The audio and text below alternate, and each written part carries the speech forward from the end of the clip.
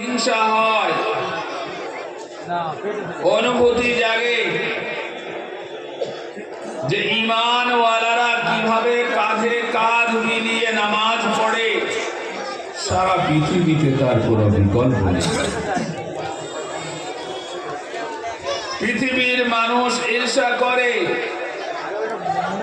মুসলমানেরা একে অপরের দুঃখে সুখে পয়সা দিয়ে, সহযোগিতা দিয়ে, যাকাত দিয়ে কিভাবে পাশে দাঁড়ায়, পৃথিবীতে তারও কোনো বিকল্প নেই। আল্লাহ পাক এত ভাবে, এত গুণে আমাদেরকে গুণী করেছে। আল্লাহ পাক তার কোরআনের জ্ঞান আমাদেরকে দান করে তার রক্ষণাবেক্ষণার দায়িত্বে আমাদেরকে যুক্ত করেছেন। এর কোনো পৃথিবীতে বিকল্প নেই। আল্লাহ পাক আমাদের সন্তানদেরকে তার কিতাবের হাফিজ হওয়ার সৌভাগ্য দান করেছেন। এরও সারা পৃথিবীতে কোনো বিকল্প নেই। সারা পৃথিবীতে এমন কোন ব্যক্তি খুঁজে পাওয়া যাবে না যার তাওরাত মুখস্থ আছে। সারা পৃথিবীতে এমন কোন উদাহরণ দেওয়া যাবে না যে ব্যক্তি ইনজিল মুখস্থ ছিল। সারা পৃথিবীতে এমন কোন উদাহরণ দেওয়া যাবে না যার জবুর কিতাব মুখস্থ ছিল। অথচ এগুলো আল্লাহ পাকের প্রদত্ত কিতাব। আল্লাহ পাকের নবী দ্বারা এই পৃথিবীতে আনা হয়েছিল, কিন্তু পৃথিবী এমন কোন উদাহরণ দিতে পারে না এই সমস্ত কিতাবের কোন হাফিজ পৃথিবীতে জন্মেছিল।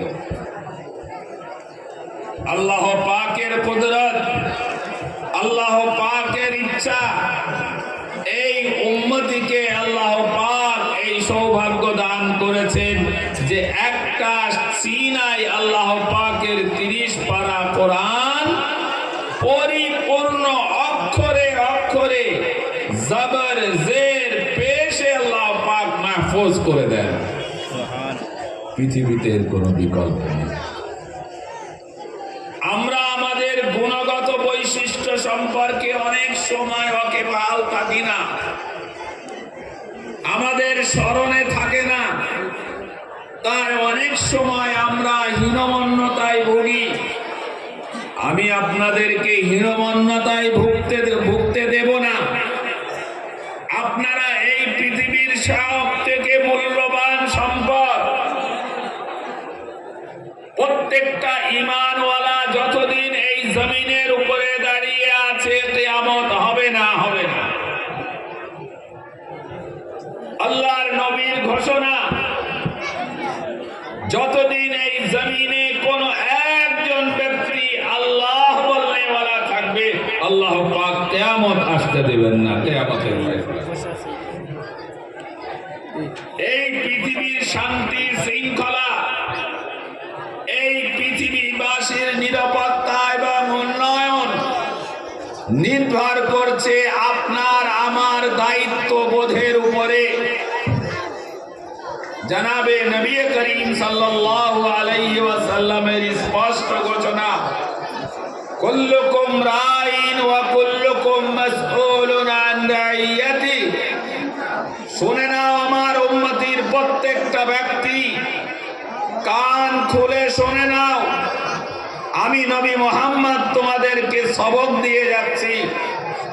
তোমাদের প্রত্যেকের দায়িত্ব আছে।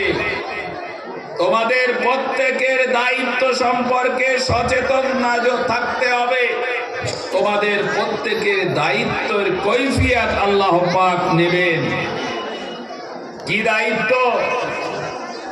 সর্বপ্রথম এবং প্রধান দায়িত্ব আল্লাহ পাকের প্রদত্ত কোরআন এবং শরীয়তের হেফাজত,